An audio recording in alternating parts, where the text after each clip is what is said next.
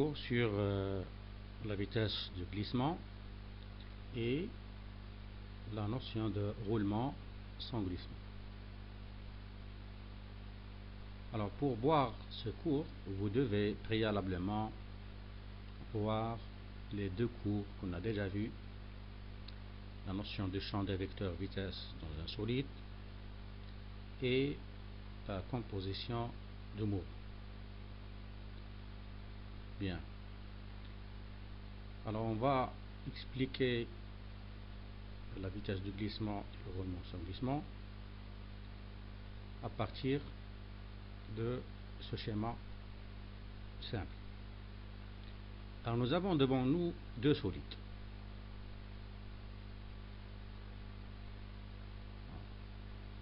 Le solide 2, voilà, et un solide 1. Alors qui sont en contact au point I. On va mettre une autre couleur du point I et on verra par la suite pourquoi. On va prendre le point I, voilà. On expliquera pourquoi on a fait une autre couleur, ni rouge ni noir. Bien. Alors le contact entre 1 et 2, on peut par exemple mettre un plan ici.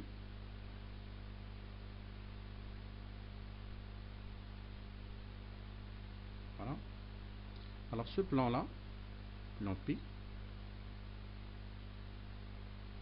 est le plan tangent entre 1 et 2 en I. Bien. Alors lorsqu'il y a mouvement de 2 par rapport à 1 et toujours il y a le contact en I, voilà. Alors ce mouvement peut se faire de deux façons. Soit il va glisser, soit il va rouler. Alors lorsqu'il va glisser, alors la vitesse de ce point de contact là, la vitesse de ce contact V, contact appartenant à 2 par rapport à 1, il est dans le plan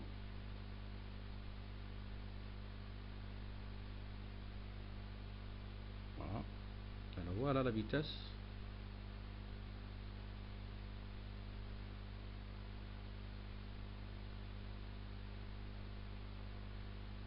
voilà. Bon. Donc,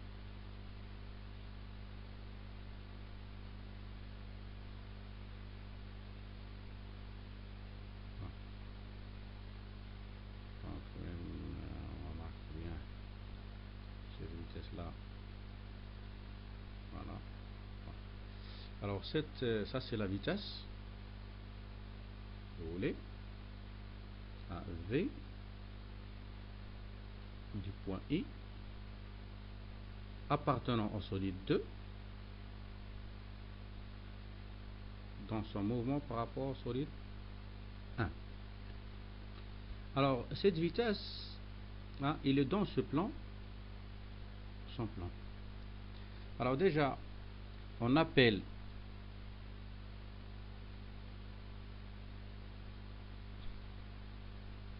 vitesse de glissement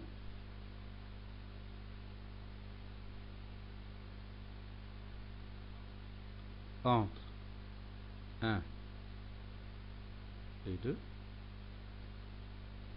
en I, en I. La quantité, voilà, V de quoi? V de I, voilà, V de I appartenant à 2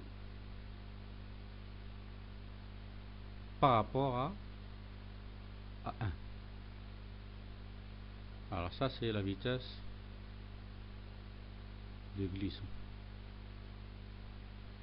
Alors cette vitesse là, elle appartient au plan pi, tel que pi c'est le plan tangent en i, hein, et les tangents A2 et A1.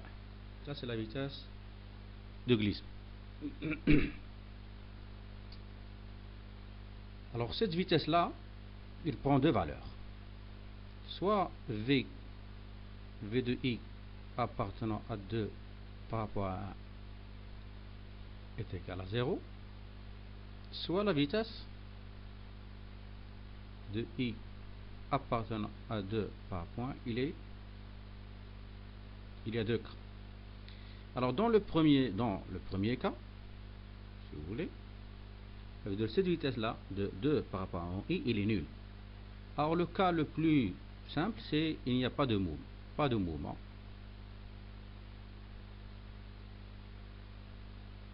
hein, entre 2 et 1. Alors ça c'est un problème statique. Ou bien nous sommes dans le deuxième cas, il y a le mouvement, hein, il y a un mouvement entre les deux. Par exemple, 2 roulent sur 1, mais il n'y a pas de glissement. Alors on dit dans ce cas, roulement, il y a roulement sans glissement.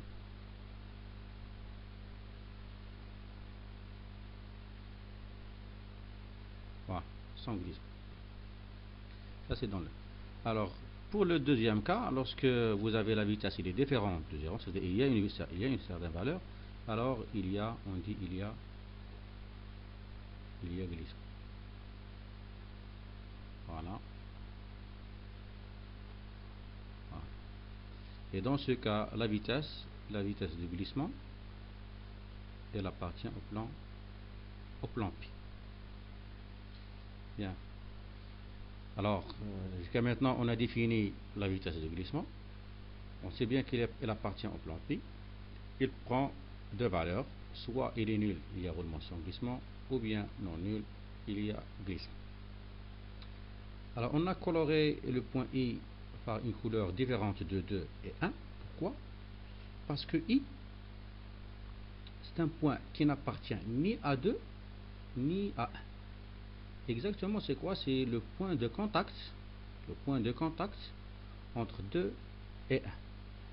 Alors on appelle ce point, point de contact, le point coïncident. Alors qu'est-ce qu'on veut dire à partir du point coïncident? Alors pour mettre en évidence le point coïncident, on va prendre un exemple. Bien. Alors nous avons devant nous une roue 2 qui roule sur un plan 1 en I. Alors dans la position 1, caractérisée par la distance x1. Alors dans cette position, alors le point I, c'est le point de contact entre 2 et 1. Aussi, il y a un point I qui appartient à 1, on va le noter, I qui appartient à 2, c'est I2, voilà, et un point I1 qui appartient à 1. Alors vous remarquez ici que les trois points sont confondus.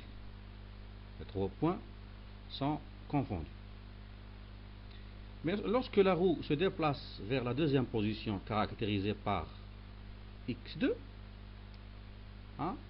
alors le I2, remarquez, le I2 il est devenu ici, après roulement, vous voyez, alors le I2 il est devenu, alors pourquoi? Parce que I2 il appartient, regardez, il appartient à I2. Alors I2 maintenant, ce I2 il appartient à 2. Et le I, regardez, le I il est devenu, il s'est déplacé ici. Mais oui, le I1, le I1, puisqu'il appartient à 1 ne se déplace pas, donc reste à sa place. Donc, pour faire apparaître Voilà. Donc I1, si vous voulez, reste à sa place. Voilà I1 qui appartient à 1. Et comme ça, on a fait apparaître les trois points. C'est clair?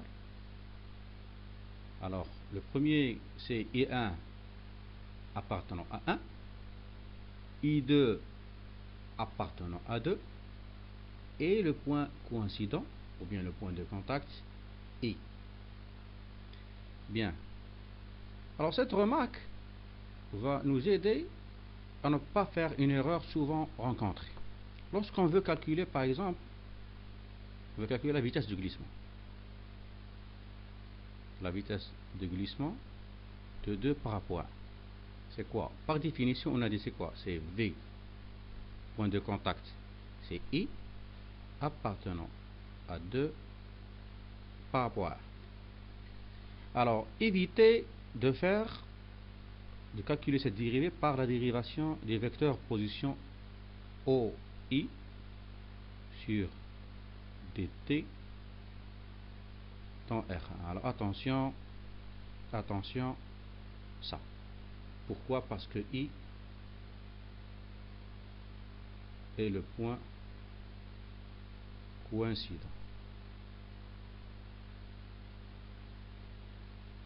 Bien. Alors faites attention à ça, à ne pas faire cette erreur.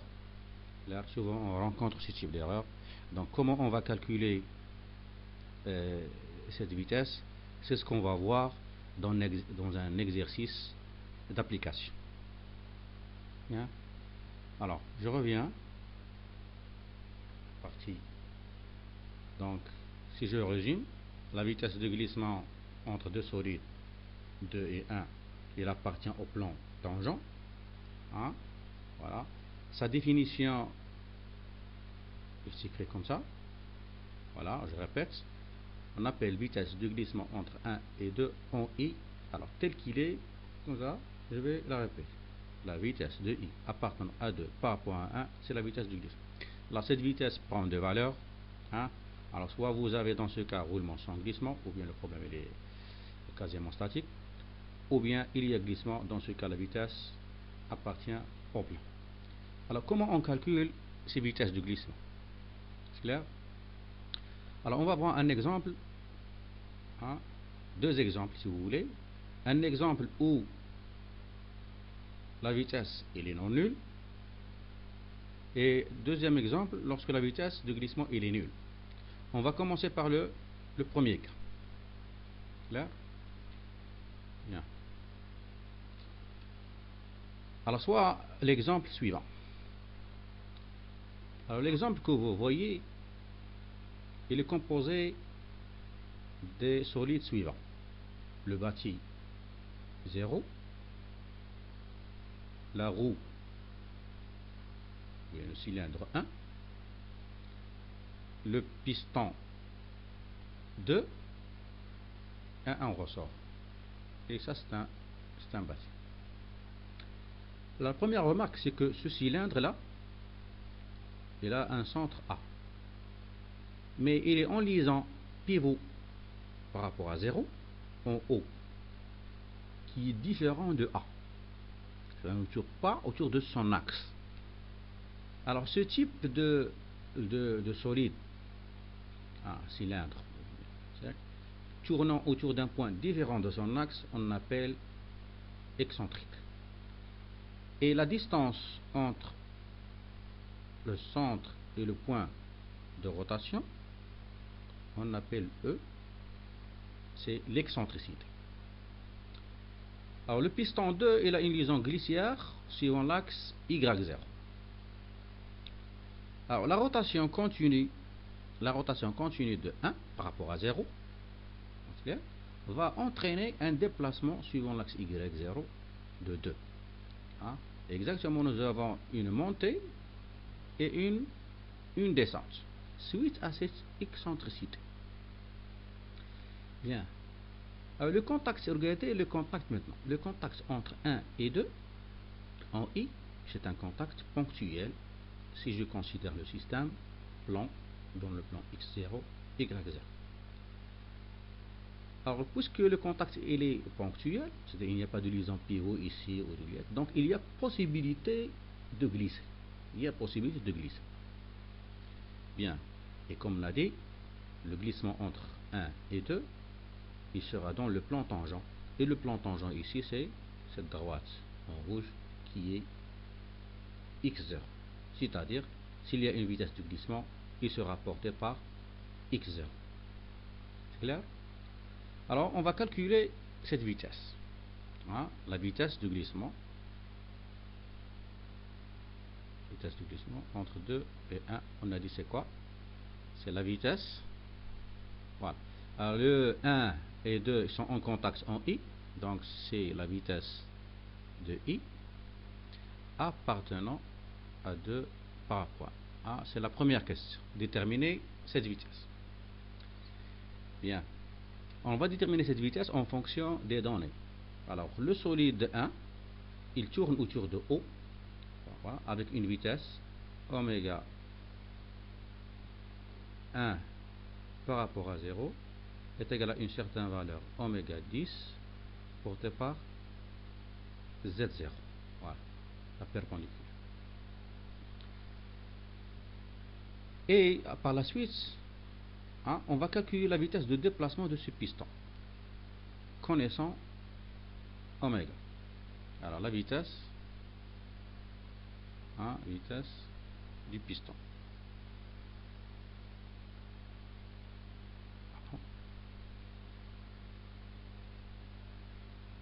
La vitesse du piston. Alors le piston 2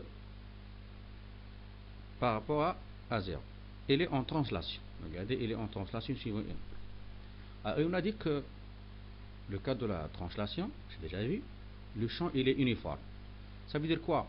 Ça veut dire que la vitesse VB de 2 par rapport à 0, hein, ce que je cherche, la sortie, c'est V de n'importe quel point appartenant à 2 par rapport à 0, et je vais prendre pour simplifier le point I de par rapport à 0. Ça c'est la deuxième question qu'on va chercher. Clair? Bien. Alors revenons maintenant au calcul de cette vitesse.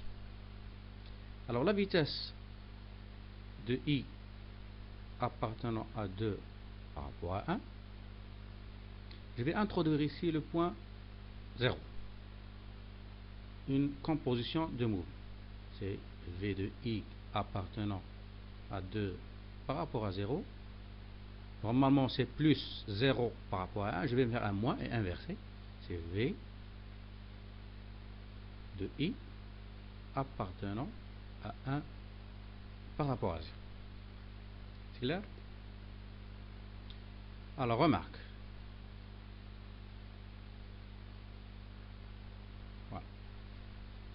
Alors pour la vitesse V de I appartenant à 2 par rapport à 1, c'est la vitesse du glissement. Alors la vitesse du glissement appartenant à 2 par rapport à 1, c'est l'inconnu que je cherche. Alors je sais bien que cette vitesse-là, elle est portée par le plan tangent comme on a dit. Et on a dit il est porté par x0 dans ce cas. Alors je vais la noter. V de 1 x0. Je sais déjà, je ne connais que la direction. Maintenant cette vitesse-là, la vitesse du piston, V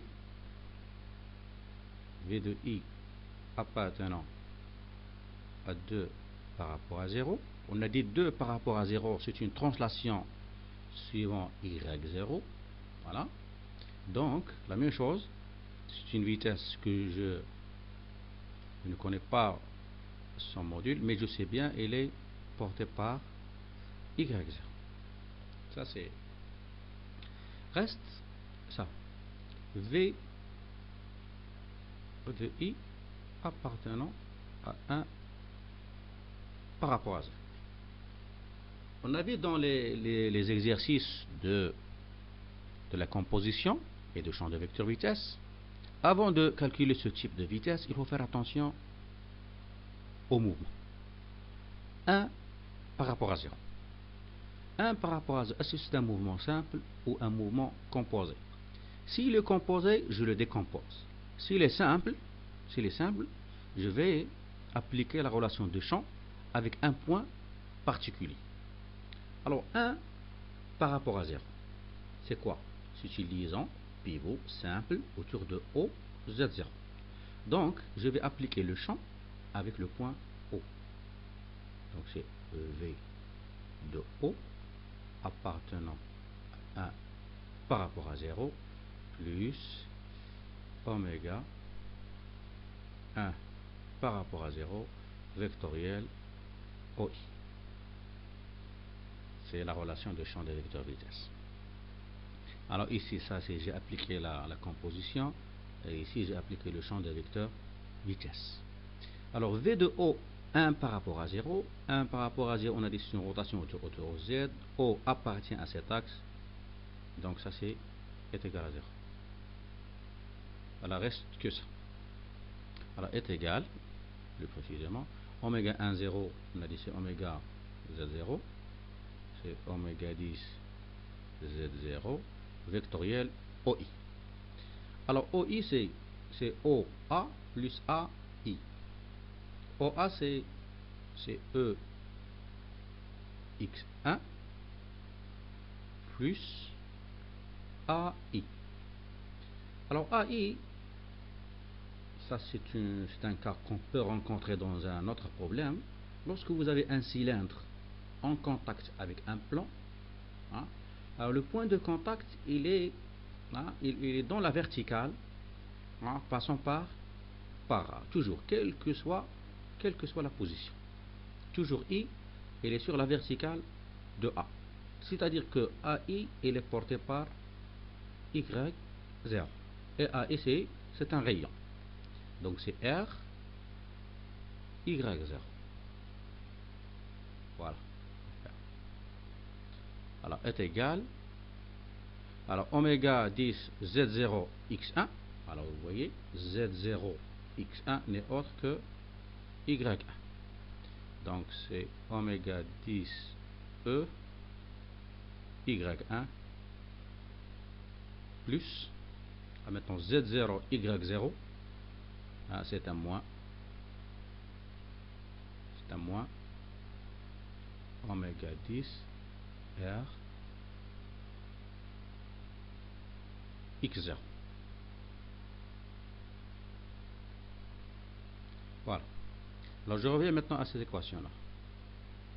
Alors l'équation 1 devient, alors V de 1 on a dit c'est V de 1 X0 est égal, cette vitesse là V de 0 c'est V de 0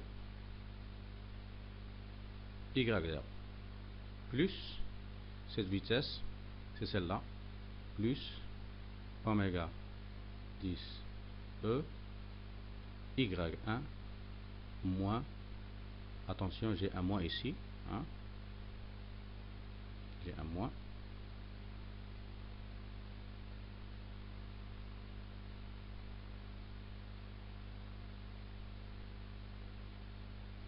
j'ouvre, hein, vous avez un moins à regarder, j'ai un moins oméga 10 E Y1 moins oméga 10 R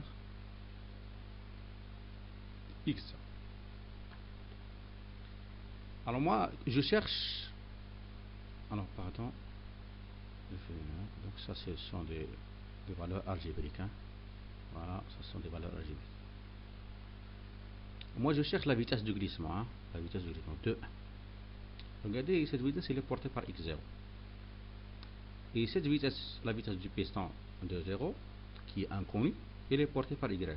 Donc c'est simple de se débarrasser de cette vitesse en multipliant cette équation par X0. Alors multiplions cette équation par X0. La fois X0. Ça donne quoi? Alors ça donne ici V de 1 est égal. Alors V20 Y0 X0 c'est un 0 moins, voilà. Alors, oméga 10 E, Y1, X0, voilà Y1, voilà X0. Donc, le scalaire, c'est cet angle, mais dans le sens négatif. Ça, c'est pi sur 2 moins θ. Là. Donc, c'est un moins E oméga 10 sinus θ. Et x0 scalaire x0, donc c'est 1, donc c'est moins oméga 10 r. Voilà. Finalement, vous avez v de 1, le module de la vitesse du glissement. Alors ça, c'est un moins avec le moins, donc c'est plus est égal à e. Je peux même factoriser par oméga 10, donc est égal à e sinus θ plus r, le tout facteur oméga. Ça, c'est le module, hein. C'est-à-dire que la vitesse du glissement final, la vitesse du glissement maintenant, c'est quoi? C'est la vitesse de i appartenant à 2 par rapport à 1. C'est quoi? C'est e sinus θ plus r oméga 10 quoi? x0. L'entangent. Clair? Voilà, je vais encadrer cette relation. C'est une question ou bien un objet de l'exercice. Bien, regardez, on a pu calculer la vitesse du glissement en ce point. Alors, en quel point, par exemple, on peut interpréter le résultat, hein, on peut interpréter le résultat, en quel point, ou à quelle position de θ cette vitesse du glissement il est maximal?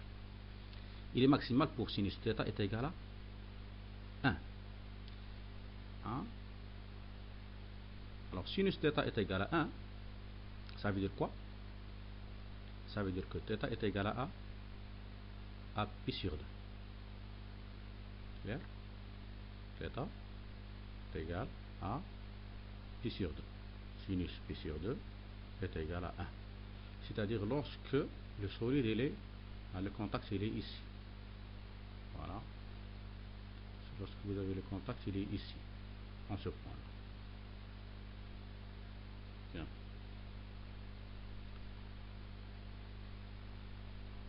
Donc, si vous voulez, la vitesse du glissement max, hein, en module, est égal à E plus R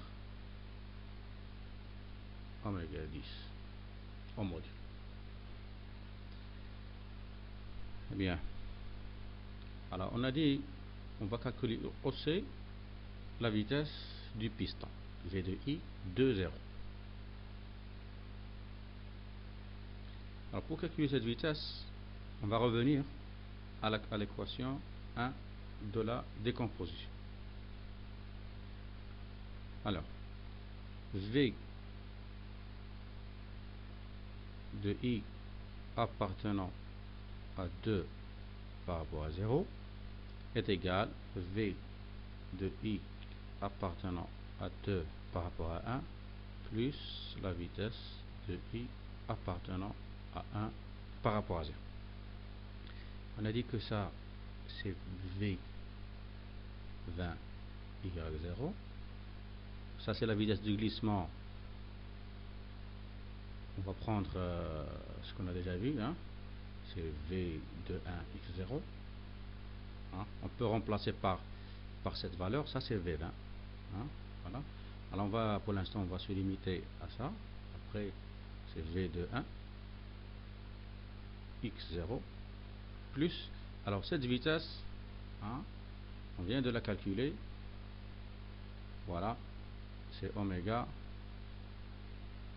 Voilà, c'est oméga 10 E Y1 moins oméga 10 R X0. Hein, voilà, j'ai déjà calculé cette vitesse. Alors la même chose ici, on va multiplier pour se débarrasser de ça, pour ne pas faire trop de calcul, on va se débarrasser de ça, on multiplie par Y0. Alors ça c'est l'équation 2. Alors on va mettre 2 fois y0. Ça donne quoi? Ça donne v20 est égal. Donc ça passe x0, y0. Alors c'est e plus e y1 y0 plus, alors le x0 y0 ça passe. Alors est égal, alors y1 y0 y1 c'est un cos θ. Alors est égal e oméga 10 cosinus de θ. Ça c'est la valeur de la vitesse au module de la vitesse du piston. Finalement, la vitesse de B, si vous voulez, hein, B de 2 par rapport à 0, voilà, est égal à E oméga 10 cosinus θ y. Voilà, une chose on va encadrer. Ça c'était l'objectif. Donc pour la question de la vitesse du piston, c'était seulement pour, puisqu'on a vu cet exemple, on a profité de calculer la vitesse. Sinon l'objectif c'est quoi? C'est ça. L'objectif c'est la vitesse de glissement. Alors vous avez très bien saisi peut-être cette notion de vitesse de glissement, une application simple.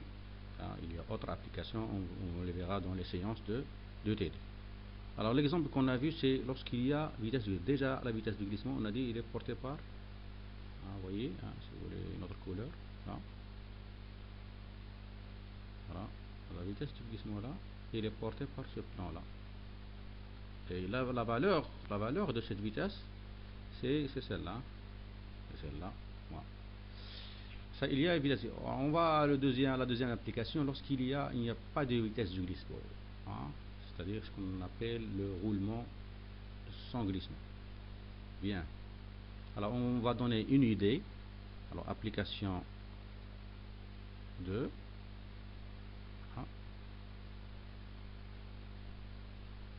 K de V de I appartenant à 2 par rapport à 1 est égal à 0. C'est-à-dire vous avez roulement sans glissement. Roulement sans glissement. Alors le cas qu'on va traiter, c'est lorsque vous avez par exemple un réducteur à engrenage. Voilà. Voilà. Voilà. Vous avez un réducteur à engrenage. Alors ça c'est 1, la roue 1, et ça c'est le pignon 2. Bien. Alors vous avez une entrée là, oméga 2 par rapport à 0, là, qui va entraîner la vitesse oméga de 1 par rapport à 0. Alors remarquez très bien que le contact il est en ce point I, là. Donc le plan tangent ici le voilà, voilà ici bien. Alors si je fais un paramétrage, on va trouver qu'il est porté par ce plan. Bon, regardez, ce pignon, on a ici des dents. La même chose ici. Ça veut dire quoi? Puisqu'il y a des dents ici, il n'y a pas possibilité de glisser. Suite à ces dents. Alors, ce sont des pignons. Donc, il y a en I, il y a roulement sans glissement suite à ces dents. Donc, nous sommes dans le cas V de I appartenant à 2 par rapport à 1 est égal à 0. Alors, on va développer cette relation pour trouver une relation entre oméga 20 sur oméga 10 qui est égal à R, ce qu'on appelle le rapport de réduction. Voilà. Alors, en appliquant le roulement sans glissement, regardez l'intérêt de la vitesse du glissement. En appliquant ça, on peut calculer le rapport de réduction de cet engrenage. C'est clair? Alors, cet exercice, on va le voir dans la séance des TD. On verra un autre exercice lorsque vous avez un réducteur plus ou moins complexe. Voilà. Une couronne plus